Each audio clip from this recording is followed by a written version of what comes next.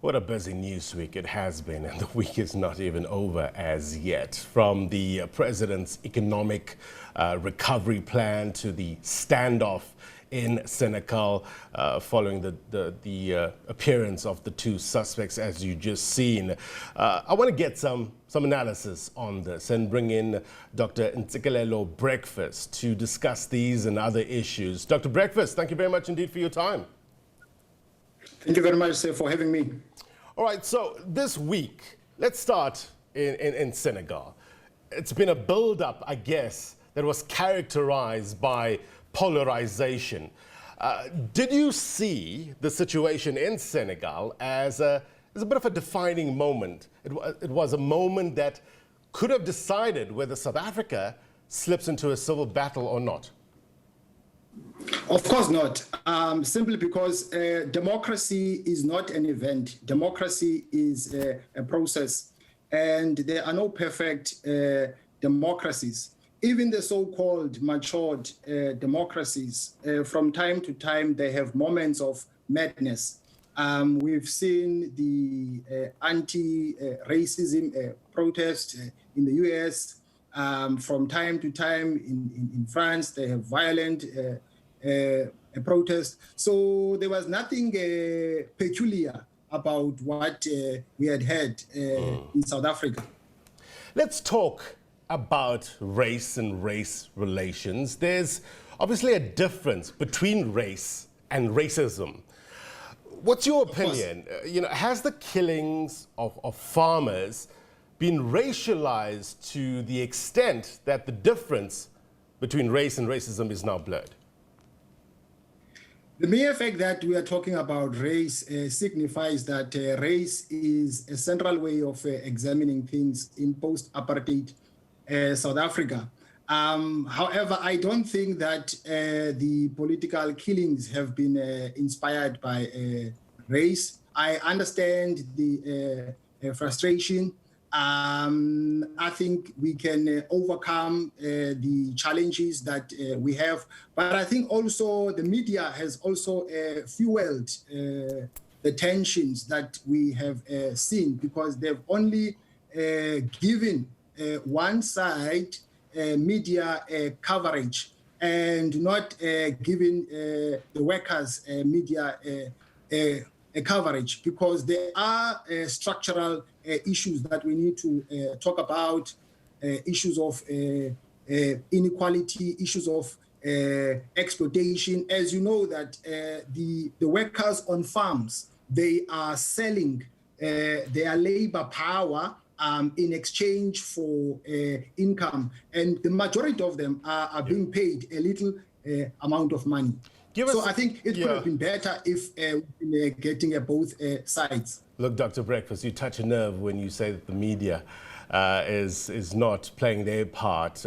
Give us an example, because I know we pride ourselves here at the SABC of reflecting all sides of the story, and you saw it yesterday in our coverage. Talk to us about the coverage and the perspective that is being put out there that you find as an issue. I'm not talking about yourselves per se at SABC, but I'm talking about media houses across the board.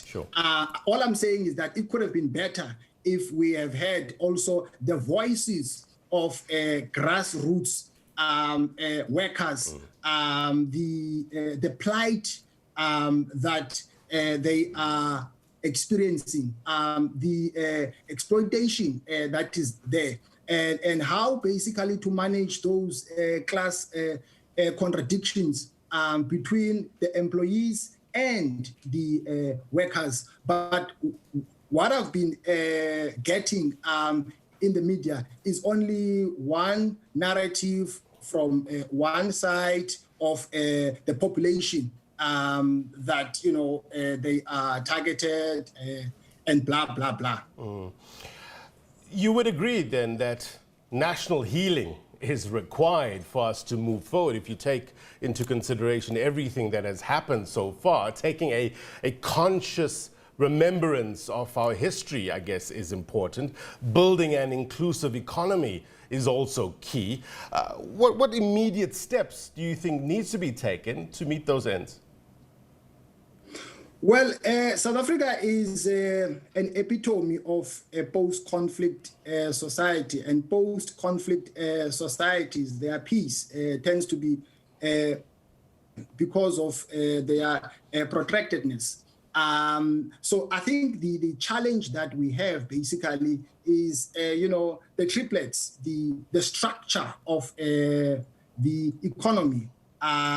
It is uneven. I think the majority of people are still, bearing the brunt of poverty, unemployment, and inequality.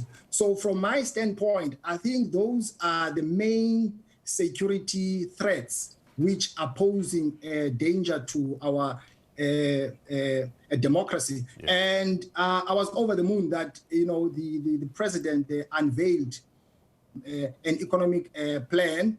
I'm not saying that it is perfect, but it's good that there is something in the pipeline to address the structural challenges that we have.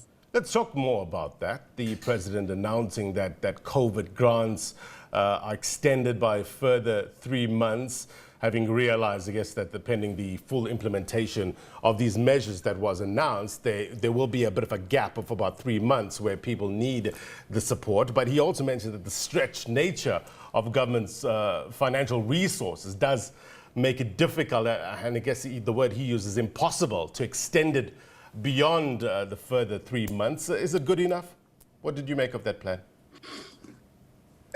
Partly yes, and partly no. I like the fact that he consulted across the board. I didn't hear any from labor or from a business, but the only critique that I had was the fact that a lot needs to be done in terms of implementation.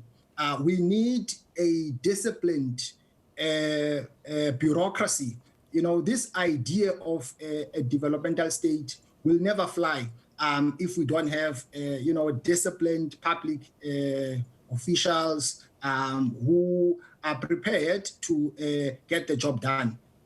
So I think the plan, I think, does strike the balance in terms of, the needs of the market forces and also the needs of the working class. All right.